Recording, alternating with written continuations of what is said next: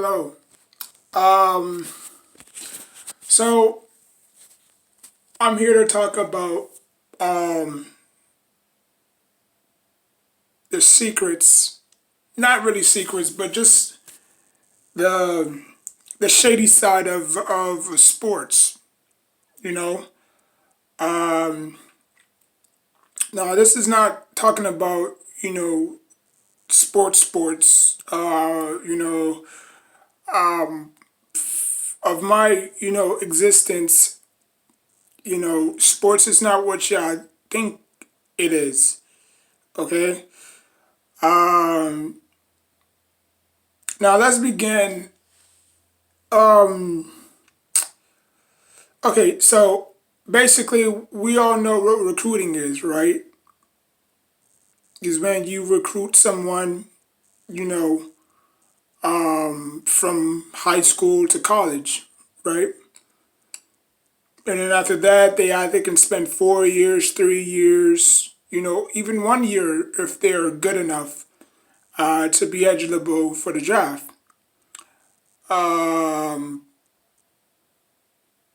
but the things that they don't tell you, the things that they will not tell you, will never tell you behind closed doors. Y'all think, oh, they just they just put on a show and they just, you know, get a lot of, invitations. They get a lot of letters sent to them. Oh, we receive a letter from, LSU. We received a letter from Utah State. We received a letter from North Alabama. But what they don't tell you is that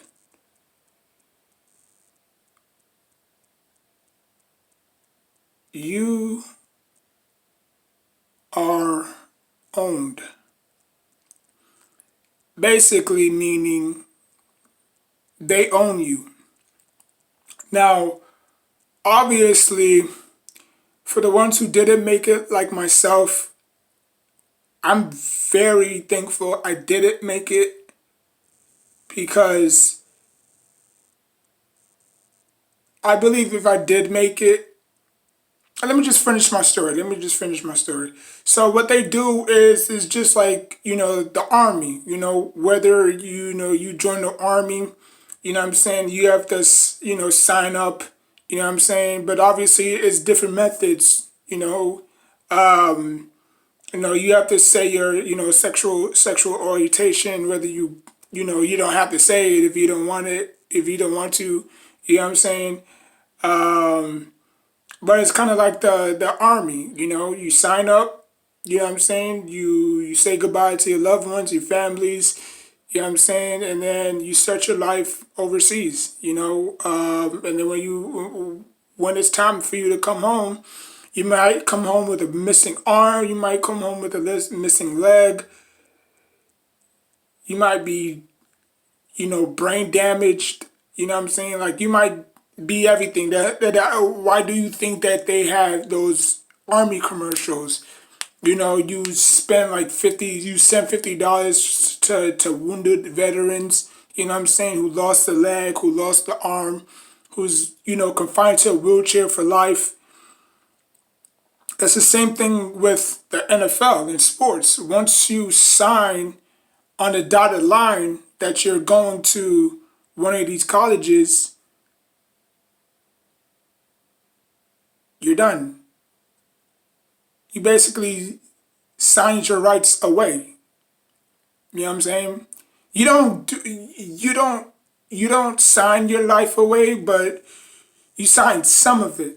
You know what I'm saying? Because you putting your health in risk on the line every single Saturday, because obviously every Saturday is college football. So you just put your life in risk. You put your life and health on the line every single down. There's a lot of NFL players that have passed away.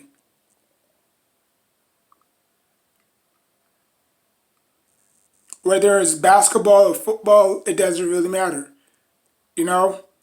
Um, but you sign your life away. Sports is a mechanism of an escape. That's why America falls so much in love with sports is because they feel it's their escape.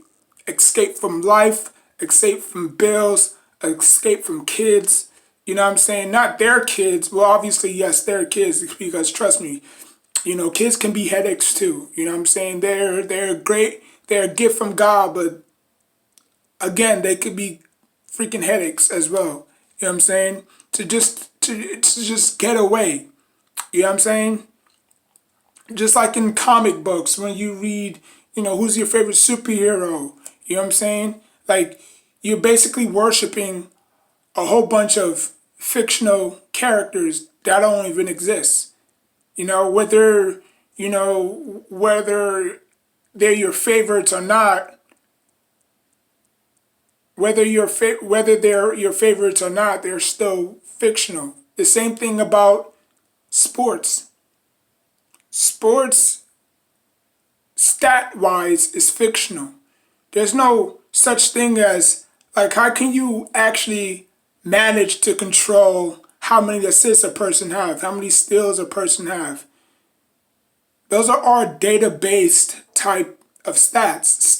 That's why I was never a big stat person. Just show me your production. Just show me if you could do it consistently. You know what I'm saying? Like a Ray Lewis, like a Troy Polamalu, like a Ed Reed, like a Tom Brady. You know what I'm saying? Like a Nami Toomer, like a Eli Manning, like a Phillip Rivers. If you could show me production and consistency, that's all I need to know. I don't care how many touchdowns you average. I don't care how many interceptions you average. Obviously, yes, they're going to keep tabs on that because why? Because stats matter. Stats don't matter in sports. It's whether you win or you lose. You know what I'm saying? They give you a platform to speak your voice. Okay? Like, look at my hands, right? For example, I broke my thumb. I was facing who I was facing. I was facing Ida Baker, and Ida Baker was one of those low-ranked high school teams that wasn't even remotely in contention of being in the playoffs. We used to whoop them every single time we played them. I remember when I went for a sack, and this was way before I had a phone, because I didn't have a phone until I was like 21. You know what I'm saying? So I went for a sack, and I heard my thumb pop. So when I took my thumb off, like all I saw was just, my all like blood sticking out, like blood all stained up and stuff. Like I couldn't really move it. It was jammed, you know? So this is an actual thumb. Like this is an actually human thumb. You know what I'm saying? Like this is an actual normal thumb. Like when you threw a thumbs up, this is what it looks like. Look at mine. See, it bends. Your thumb is not supposed to do that. See, it bends. So I was actually I started out a wide receiver, but obviously, the coaches told me that I was too slow. I had good hands. I mean, you see my arm length. I have very long arms, but I ran a very slow speed. You know what I'm saying? I try to, exercise and eat right and, just like jog almost every day, but I was just not there. You know what I'm saying? So just like Calvin Benjamin, they saw that I would have so much potential as a defensive end. They tried me as a linebacker, didn't work. They tried me as an edge rusher. Well, actually, they tried me as a defensive tackle, didn't work. They tried me as a linebacker, didn't work. They tried me as a free safety, didn't work. Strong safety, didn't work. Fullback, didn't work. H-back, obviously, didn't work. So they only tried me at defensive end, and I flourished in that position. I mean, I wasn't starting. I was probably like what? There was like three guys behind me. The starter, the second, and then I was third. You know, So, because that position was thin, there was not really that much people in that position. But, I flourished in that position, and that's how I broke my thumb. So, but the point is that sports, like I said again, sports is a mechanism of escape. It's a sign to say, look, life has nothing to offer me no more. You know what I'm saying? I didn't make it as a player, so I have to become a fan. And what is fan short for? Fanatic, right? So when our team lose, when we build that rage up inside because we have nothing to, lash it out on. You know what I'm saying? Like we can't lash it out on our kids. So we have to take it out on the team. You know what I'm saying? And I just think that it's bad. Like for me, I would never, like for y'all YouTubers out there that's so passionate about the Giants and whoever your team is, it's not worth it. It's not worth it. It's called stress. Okay? It's called stress. When your team keeps on losing and losing and losing and losing and losing, those gray hairs start to come out. For me, I never once put a lot of emphasis on the Giants. I can give two craps. Like, the NFL can make it to where the Giants never win another Super Bowl. That's the beauty of it. A lot of people might think, oh, well, they just need this piece and this piece. No. The NFL picks and chooses who they want as champions. Just like the NBA, there is no difference. Why you think there's bus? Why you think there's buses? Not the buses that you ride, just bus, B-U-S-T. Why you think there's underachievers? Why you think there's players that's never won championships? Because can you imagine if every player made it? Imagine your homeboys that was 10 times better than LeBron James. I've seen a lot of cats playing basketball in Rutgers Park that was 10 times, 20 times better than LeBron James. Why is all of a sudden LeBron James is like he's the spokesman for the NBA? He's not great. He was never great. He's not the GOAT. He wasn't the GOAT when he was a rookie. He wasn't the GOAT in his second year, his third year, his fourth year, his fifth year, his sixth year, his seventh year, his eighth year. I said 6 year twice. His eighth year. Like, he's just trying to build up longevity. Just like the Wicked Witch of the North in The Wizard of Oz. Eliminate your competition. Now, obviously, we would never see Michael Jordan and LeBron James face each other. Tim Duncan, he retired. LeBron James moved up. Kobe Bryant passed away. LeBron James moved up. Derrick Rose, a very young Derrick Rose, he got injured. He moved up. So every obstacle that LeBron James had to face, he didn't face them head on. Same thing with Tom Brady. Can you imagine Tom Brady? Like, he got picked number 6, and the media is making a big deal out of it like it's some type of miracle or witchcraft or voodoo or whatever. Like, if you're drafted that high or that low, that's bust territory in most people's opinion. Because if you draft a quarterback 6, he's a prospect. He's not even remotely better.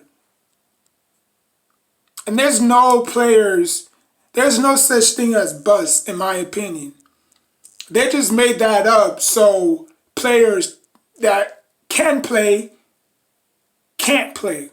So they label them as buzz. Like imagine me if I was this, up and coming, free safety or small forward or power forward coming out of high school or center. They would probably label me a buzz. They would say, oh, he has great hands, he has phenomenal techniques, but he doesn't have any post moves, he this and that. Like, they're going to critique your game.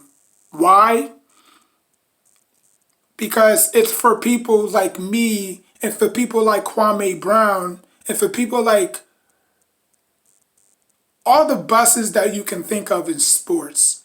It's for them not to exceed, okay? It's for them not to exercise their full potential. We all know, we all knew Kwame Brown can play. I know he can play.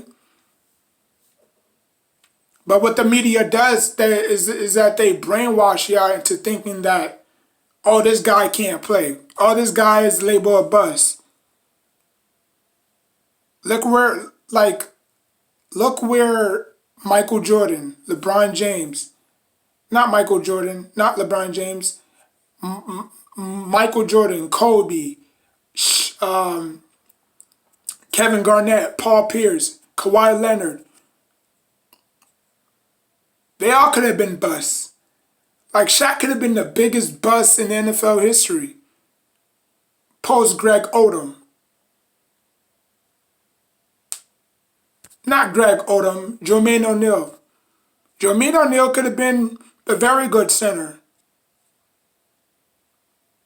So they label people's busts because they don't want them to exceed their high expectations. They don't want them to exceed their maximum potential.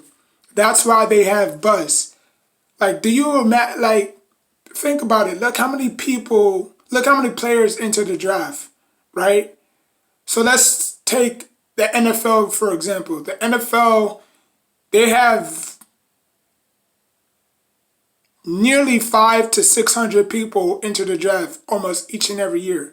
Out of those 600 people, probably 400 of them is going to get selected. The ones who are not drafted, they always have a chip on their shoulder. Why? Because they know that what they are capable of.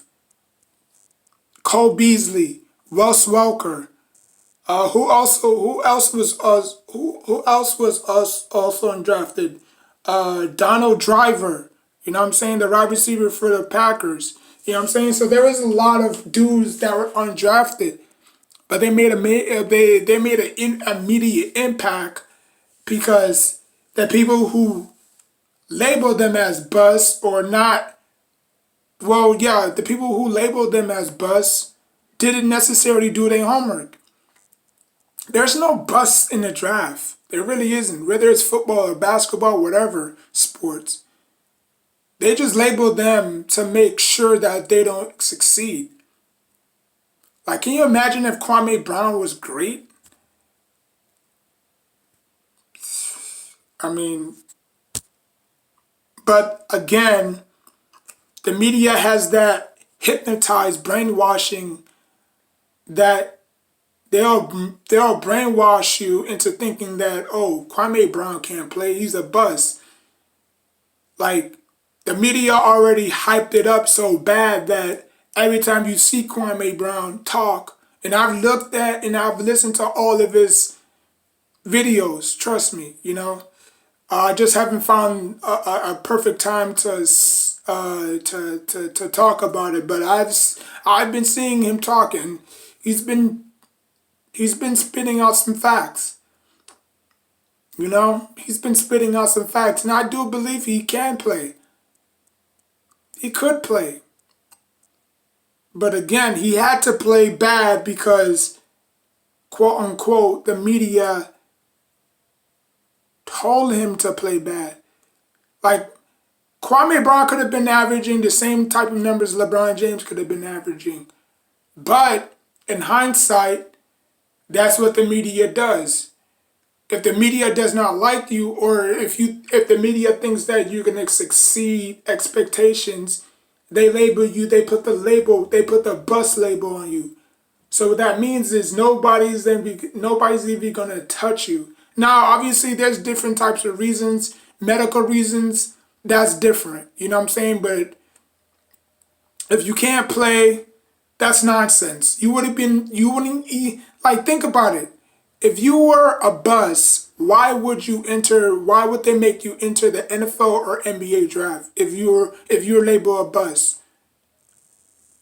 Andre Banyani, he was a first round pick.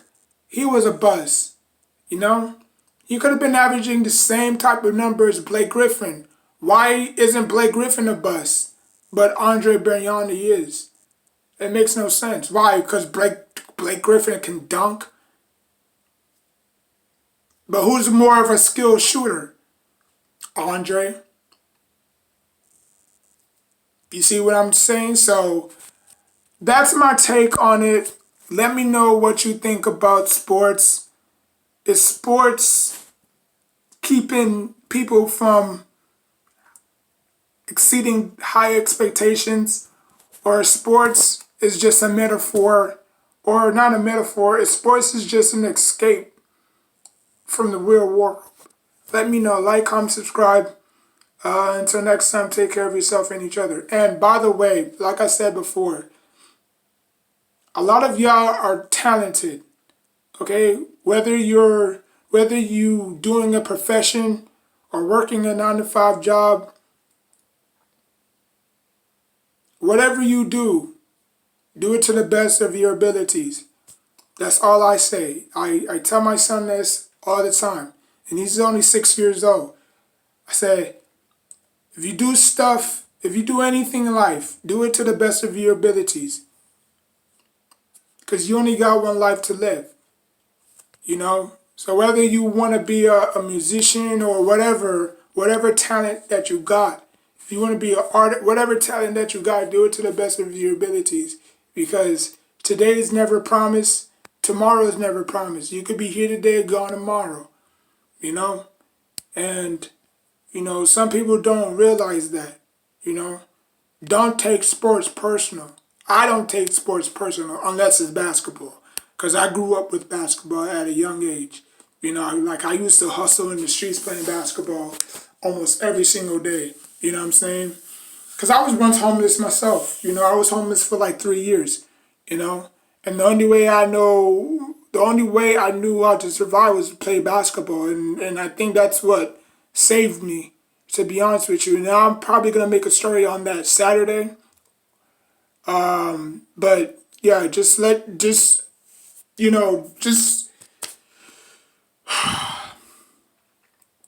like, whatever you do in life, just do it to the best of your ability, man. Like, you don't have to be a smart addict. You don't have to be the fancy pants in the room.